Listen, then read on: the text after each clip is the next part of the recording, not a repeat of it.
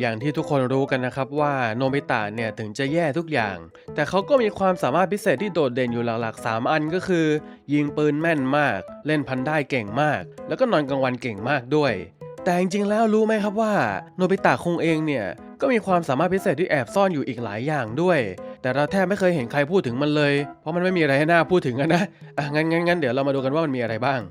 โดยเริ่มที่ความสามารถแรกนะครับถูกเปิดเผยครั้งแรกในฉบับรวมเล่ม 2 ตอนผมรักคุณโรโบโกะที่เปิดตอนมาเนี่ยโนบิตะจะโชว์สกิลโยนพีนัทหรือถั่วเข้าปากแบบหลายๆเม็ดแถมเขายังบอกด้วยนะว่าพวกเด็กผู้หญิงเอาวีดไว้กันใหญ่อยากให้ช่วยสอนสกิลนี้ให้ด้วยใช่ครับสกิลลับที่โนบิตะซ่อนไว้ก็คือการโยนถั่วเข้าปากนั่นเองและที่สำคัญไม่ใช่แค่โยนเม็ดเดียวด้วยนะถ้าเราลองนับดูก็จะพบว่า1 2 3 4 5 6 7 8 9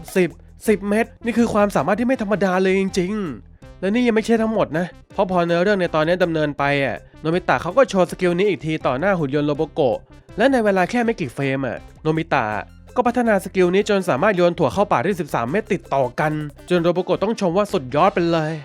แล้วเวอร์ชันหนังสือการ์ตูนนี่ว่าไม่ธรรมดาแล้วนะในเวอร์ชันอนิเมะนะครับโนบิตะเนี่ยเขาก็ยังฝึกฝนรับฝีมือฝีปากสกิลเนี้ยให้เฉียบคมขึ้นมากไปอีกก็คือในตอนผมรักคุณโรโบโกะเวอร์ชันอนิเมะที่ฉายเมื่อวันที่2 กุมภาพันธ์ ปี 2018 นะฮะมาคราวเนี้ยโนบิตะเนี่ยจะไม่โยนถั่วแล้วแต่เขาจะโยนขนมที่มีชื่อว่าโมจาคอนแทนซึ่งมันก็คือขนมที่พาโรดี้มาจากเรื่องโมจาโคตัวละครอีกเรื่องหนึ่งของคนวาดโดราเอมอนและขนมโมจาคอนเนี่ยมันก็จะมีลักษณะเป็นคล้ายๆขนมข้าวโพดอบกรอบคลุกซอสเพราะฉะนั้นเนี่ยมันก็จะมีน้ำหนักที่เบากว่าถั่วก็ทำให้โยนแล้วก็รับด้วยปากยากขึ้นไปอีกแต่โนบิตะคุงเนี่ยกับก้าวขึ้นไปอีกขั้นด้วยการโยนขนมเนี่ยมาจากด้านหลังให้มันข้ามหัวมาแล้วก็รับเข้าปากโอ้โหนี่มันระดับอัพสกิลโยนขนมเข้าปากจนขีดเต็มไม่ไปอัพสกิลอื่นเลยนะก็คือเราไม่รู้หรอกนะว่าไอ้สกิลเนี่ยมีประโยชน์ในทางปฏิบัติในโลกจริงอะไรยังไงบ้างแต่การโยนถั่ว13เม็ดโยนขนมข้าวโพดอ้อมหัวได้เนี่ยมันก็เป็นสกิลของโนบิตะคุงที่ไม่ควรมองข้ามเลยเพียงแต่อาจจะมีข้อสังเกตนิดนึงก็คื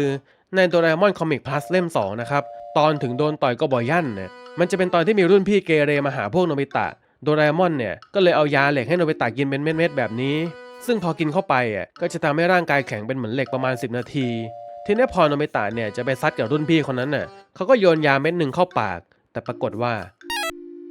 สรุปโนบิตะมันเก่งหรือไม่เก่งเรื่องนี้กันแน่วะเนี่ย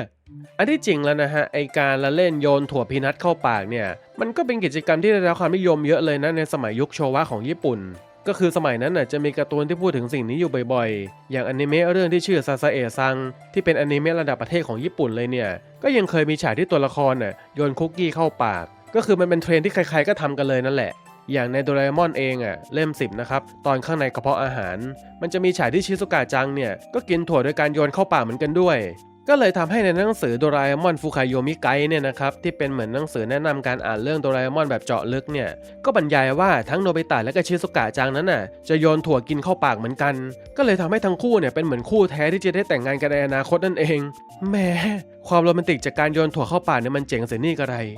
แต่อย่างไรก็ตามพอเข้าช่วงยุค 90 เป็นต้นมานะครับไอกิจกรรมเนี่ยมันก็ค่อยๆลดลงเพราะการโยนถั่วเข้าปากเนี่ยมันอาจจะมีอันตรายต่อคอได้แถมบางคนก็แกล้งทำเป็นสำลักด้วยก็เลยทำให้หลายๆสื่อที่เกี่ยวข้องกับเด็กเนี่ยลดภาพโยนถั่วนี้ลงแล้วก็แทนที่ด้วยการละเล่นอื่นๆอย่างเช่นเป่ายิงฉุบแทนและก่อนที่จะไปสกิลอันต่อไปเนี่ยนะครับก็ขอขุดอีกนิดนึงว่าแล้วทำไมโนบิตะเนี่ยถึงได้เก่งในการโยนถั่วเข้าปากขนาดนี้ถ้าเราไปดูในฉบับรวมเล่ม11นะครับตอนหมากฝรั่งแบ่งปันมันจะเปิดตอนมาที่โนบิตะบ่นกับม่อนว่าทำไมของว่างเหลือน้อยจังแค่ถั่วจานเดียวเนี่ยมันอาหารนกพิราบชัดๆพอไปถามแม่ก็บอกว่ากินขนมมากไปมันไม่ดีกับร่างกายนะจ๊ะก็แปลว่าของว่างส่วนใหญ่ของโนบิตะเนี่ยก็น่าจะเน้นถั่วนี่แหละมันก็เลยทำให้โนบิตะนะครับมีแพชชั่นในการฝึกฝนการโยนถั่วเข้าปากนั่นเองมาที่สกิลลับอันต่อมาของโนบิตะนะฮะก็คือการเล่นของเล่นที่มีชื่อว่าเคนดามะที่มันจะเป็นของเล่นที่เป็นไม้แล้วก็ผูกลูกบอลเข้าไว้ด้วยกันวิธีเล่นก็คือโยนลูกบอลไปมาในหลายๆท่าทางซึ่งมันก็เป็นของเล่นญี่ปุ่นที่อยู่ในระดับสามัญประจำบ้านทั่วไปเลยโดยสกิลเคนดามะของโนบิตะเนี่ยนะครับเราจะเริ่มที่ฉบับรวมเล่ม15ก่อนในตอนกล้องแอบดูนะฮะจะมีฉากที่โนบิตะเนี่ยจะโชว์ให้เด็กดูว่าเขาเล่นเคนดามะเก่งมากแต่ปรากฏว่าเล่นไม่ได้เลยในเล่ม40ตอนไขบุคคลปลอมจะเปิดตอนมาด้วยการที่โนบิตะเนี่ยสามารถเอาลูกบอลตั้งได้แล้วเจ้าตัวก็ถึงกำลังน้ำตาบอกเลยว่าไอของเนี่ยได้มาตั้งแต่อนุบาลแต่เนี่ยเป็นครั้งแรกเลยที่ตั้งลูกบอลได้ก็คือหลังจากพยายามมาตั้งนานเนี่ยก็ทำได้สักทีแต่ว่าเดี๋ยวก่อนนี่มันทำได้แค่ครั้งเดียวเองไม่ใช่หรอ นี่นับเป็นสกิลได้ด้วยหรือทีนี้ถ้าเกิดเราลองดูในเดอะมูฟวี่ภาคอาณาจักรห้องเหมียวนะครับจะเห็นว่าสกิลการเล่นเคนดามะของโนบิตะเนี่ยพัฒนาขึ้นอย่างเห็นได้ชัดก็คือตอนเนี้ยเขาอยู่ในระดับที่ร้องเพลงไปด้วยเล่นเคนดามะไปด้วยได้เลยแต่อย่างไรก็ตามเนี่ยคนส่วนใหญ่ก็ทำแบบนี้ได้ถ้าเกิดฝึกฝนมากพอแต่เนี่ยเรากำลังพูดถึงสกิลในระดับความสามารถพิเศษอยู่ก็ต้องบอกว่าสำหรับสกิลนี้ของโนบิตะนะครับก็ค่อนข้างลึกลับมึนงงพอสมควรเลยเพราะมันมีทั้งฉากที่โนบิตะเนี่ยทำได้แบบคนทั่วไปจนถึงที่ระดับเหนือเกินจริงก็คือในฉบับรวมเล่ม12นะครับตอนกอเอียะกลับหน้ากลับหลังมันจะมีฉากที่แม่โนบิตะเดินเข้ามาในห้องแล้วโนบิตะเนี่ยแกก็กำลังเล่นเคนามะด้วยเท้าอยู่ซึ่งจากในภาพเราก็อาจจะคิดว่าโนบิตะเนี่ยมันอาจจะแค่เอาเท้าคีบแล้วก็แกว่งไปแกว่งมาเฉยๆหรือเปล่าแต่พอเราไปดูตอนนี้ในเวอร์ชันอนิเมะที่ฉายเมื่อปี 1979 นะครับเราจะเห็นว่าโนบิตะเนี่ยสามารถเล่นเคนามะได้ด้วยเท้าจริงๆและไม่ใช่แค่เล่นได้โนบิตะเนี่ยเขายังสามารถแทงลูกบอลลงบนหนามของเคนามะได้ด้วยซึ่งเนี่ยก็เป็นสกิลที่ขนาดใช้มือก็ยังค่อนข้างยากเลยนะแต่โนบิตะเนี่ยสามารถทำมันได้สบายๆด้วยตีนของเขาแม่เจ้านี่คือมันเป็นเลเวลแบบเอาไปโชว์ในคณะละครสัตว์หรือโชว์เล่นถนนให้คนโยนเหรียญได้เลยนะแต่ว่ามันก็มีปัญหาติดอยู่นิดหน่อยนะครับก็คือพอเรามาดูไอตอนเนี้ยในแอนิเมชันที่ฉายเมื่อปี 2017 เนี่ยนะครับเราจะเห็นว่าโนบิตะมันเล่นไม่ได้เลยนี่หว่าก็แปลว่าสกิลเคนดามะของโนบิตะเนี่ยนะครับจะเป็นสกิลที่มีการขึ้นลงตามอารมณ์บางครั้งก็แบบเทพเลยบางครั้งก็ห่วยเลยคุมเครือไปแบบนี้ตลอดทั้งซีรีส์อันที่จริงถ้าเกิดเราไปคุยเรื่องนี้เพิ่มเติมเนี่ยเราก็จะพบว่าบางทีโนบิตะเนี่ยมันอาจจะไม่ได้เก่งเคนดามะหรอกแต่เขาใช้เท้าเก่งต่างหากอย่างในฟูจิโกะฟูจิโอคอมพลีทคอลเลกชันเล่ม7นะครับมันจะมีฉากที่โนบิตะเนี่ยใช้เท้าทั้งสองข้างรับกระทะอยู่ในคอมพลีทเล่ม4เนี่ยตอนยาหยอดตาพลังจิตจะเปิดตอนมาจะเห็นโนบิตะเนี่ยใช้เท้าหยิบทิชชู่ขึ้นมาคีบมาเช็ดจมูกแถมยังใช้เท้าเนี่ยเอาทิชชู่นั้นทิ้งลงถังขยะแบบไม่ต้องมองด้วยถ้างั้นบางทีสกิลที่โนบิตะเก่งจริงๆอาจจะไม่ใช่สกิลเล่นเคนดามะหรอกแต่เป็นสกิลการใช้ตรีนของพี่เขานี่แหละทีนี้ขอเสริมนิดนึงนะฮะว่าแล้วทำไมโนบิตะเนี่ยถึงดูมีอะไรผูกพันกับไอเคนดามะนี่เหลือเกินล่ะถ้าตามรอเลยเนี่ยนะครับก็เพราะเคนดามะมันเป็นของเล่นที่โนบิตะได้รับมาจากคุณย่าที่เขารักมากโนบิตะเนี่ยก็เลยดูพยายามกับของเล่นนี้มากเหลือเกินแต่ที่จริงมันก็มีอยู่หลายๆครั้งเลยนะที่โดราเอมอนก็หยิบเอาไอเคนดามะเนี่ยมานั่งเล่นตอนตัวเองว่างๆอยู่บางครั้งตอนที่เขาคุยหาของวิเศษแบบรัวๆแล้วก็ทิ้งไปทิ้งมาเนี่ยก็มีเคนดามะหลุดออกมาด้วยนอกจากนี้ในผลงานอีกเรื่องของอาจารย์ฟูจิโกะนะครับก็คือเรื่องเอสเปอร์มามิมันจะมีฉากที่เธอใช้เท้าเล่นเคนามะอยู่ด้วยก็แปลว่าบางทีไอการเล่นเคนามะด้วยเท้าเนี่ยนะฮะมันอาจจะเป็นสิ่งที่อาจารย์ฟูจิโกะแกทำได้เลยหรือไม่ก็เป็นสิ่งที่แกฝันว่าอยากจะทำได้แกก็เลยเอามาใส่เป็นสกิลลับๆของตัวเอกถึง2เรื่องของแกเลยนะมาที่สกิลลับอันต่อมาของพี่โนบิตะนะครับก็คือการเก่งในการเล่นเกมบางเกมคือในฉบับรวมเล่ม19ตอนสงครามอวกาศบนเพดานนะฮะจะเปิดตอนมาที่โนบิตะเนี่ยเล่นเกมที่เป็นเหมือนเกมยานยิงอวกาศชื่อดัง Space Invader อยู่แล้วเขาก็ทำคะแนนได้100คะแนนเต็มแบบชิวๆจนถึงขั้นบ่นว่าเบื่อเลยในเล่ม21ตอนเพียงลำพังในโลกอนาคตโนบิตะเนี่ยจะต้องเล่นเกม Space Invader ในเวอร์ชัน3มิติแล้วโนบิตะเนี่ยเขาก็เล่นดีมากจนเซวาชิยังชมเลยว่าโอ้โหเก่งเลยนะเนี่ยในเดอะมูฟวี่ภาคตำนานยักษ์พฤกษานะครับมันจะมีของวิเศษที่ชื่อหินแห่งหัวใจที่ช่วยทำให้ธรรมชาติมีเจตจำนงของตัวเองแล้วหินมันเนี่ยก็เปลี่ยนภูเขาหลังโรงเรียนให้กลายเป็นเหมือนสนามเด็กเล่นแล้วโนบิตะเนี่ยก็พูดว่าเฮ้ยนี่มันใบไม้อินเวดเดอร์นี่น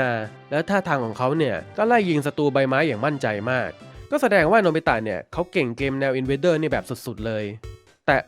ถ้าเกิดลองดูดีๆนะไอ้2อันหลังเนี่ยที่โนบิตะไปโลกอนาคตกับยิงใบไม้เนี่ยนะฮะวิธีการเล่นมันก็เป็นเหมือนการยิงปืนจริงที่โนบิตะเก่งเนี่ยก็อาจจะเพราะเขาเก่งยิงปืนนะงั้นที่โนบิตะเล่นเกม Space Invader เก่งเนี่ยนะฮะก็อาจจะเป็นเหมือน DLC เสริมที่งอกออกมาจากสกิลยิงปืนของเขานั่นแหละแล้วก็มาที่สกิลลับอันสุดท้ายของโนบิตะนะครับจะอยู่ในฉบับรวมเล่มที่37ตอนครูคริสตินเน่ยอดฮิตจะเปิดตอนมาว่าใจแอนจะพูดกับโนบิตะว่านายเนี่ยมันไม่ได้เรื่องอะไรเลยนะแต่ถ้าเกิดเป็นเรื่องมังงะแล้วก็แกเนี่ยตาถึงมากและโนบิตะก็บอกว่าใช่เลยฉันมีความมั่นใจในเรื่องนี้ถ้ามังงะเรื่องไหนที่ฉันคิดว่าสนุกมันต้องฮิตอย่างแน่นอนก็แสดงว่าทั้งใจแอนที่เป็นบุคคลอื่นรวมถึงตัวโนบิตะเองเนี่ยต่างก็ยอมรับเรื่องโนบิตะมีสายตาที่เฉียบแหลมอย่างกับฮาคิสังเกตที่จะเห็นได้ว่ามังงะเรื่องไหนจะโด่งดังแล้วพอโนบิตะอ่านมังงะของใจโกะนะครับเขาก็เชื่อว่ามันมีโอกาสที่จะได้รับรางวัลและถึงตอนจบจะมาเฉลยว่าใจโกะไม่ได้รางวัลแต่บก.ก็โทรมาบอกว่าผลงานของใจโกะเนี่ยค่อนข้างน่าประทับใจมากแล้วก็อยากให้ลองส่งไปใหม่ก็แสดงว่าสกิลเรื่องการอ่านการดูมังงะของโนบิตะเนี่ยนะไม่ธรรมดาเลยคืออยู่ในระดับใกล้เคียงกับบก.ชื่อดังน่าเสียดายที่โนบิตะเนี่ยนะสกิลการวาดไม่ได้เรื่องเลยไม่งั้นเขาก็คงจะรุ่งแน่ๆแต่ไม่เป็นไร ถ้าโนบิตะจะโตขึ้นไปเป็นบก.ของมังงะเนี่ยนะครับสกิลตาถึงในแง่มังงะของเขาเนี่ยก็จะต้องทำให้เขาออกไปได้ดีอย่างแน่นอนเลยเพราะงั้นสรุปนะครับนอกจากยิงปืนพันได้นอนกลางวันแล้วโนบิตะเนี่ยก็มีสกิลลับที่เขาโชว์ให้เราเห็นอยู่ถึง4อย่างก็คือการโยนถั่วหรือของกินบางชนิดเข้าปากอย่างแม่นยำเล่นเคนดามะได้ด้วยเท้าซึ่งอาจจะเพราะมีเท้าที่คล่องแคล่วมากนอกจากนี้ก็ยังเล่นเกม Space Invader เก่งและสายตาในการมองเห็นศักยภาพมังงะก็เฉียบแหลมมากก็คือมันทำให้เราเห็นเลยนะฮะว่าโนบิตะเนี่ยส่วนใหญ่ไม่ได้เรื่องก็จริงแต่เขากลับมีความสามารถพิเศษมากกว่าที่เราคิดซะอีกและยิ่งการที่เขายิงปืนเก่งแล้วมันก็ทำให้เขาเล่นเกม Space Invader เก่งไปด้วยเนี่ยนะก็คงจะตรงกับสุภาษิตญี่ปุ่นที่เขาว่า